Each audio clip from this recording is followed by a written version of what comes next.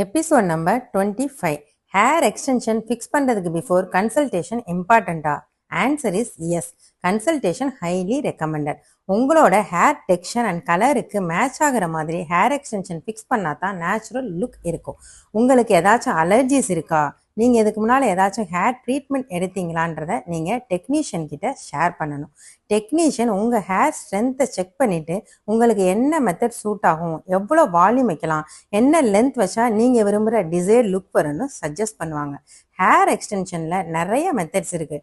Like taping hair extension, I tip extension, micro mini extension, hot fusion, capsule extension, ice gel extension, weft extension. இதில் எந்த method உங்களுக்கு வச்சா seamless look இருக்குன்னு technician suggest பண்ணுவாங்க.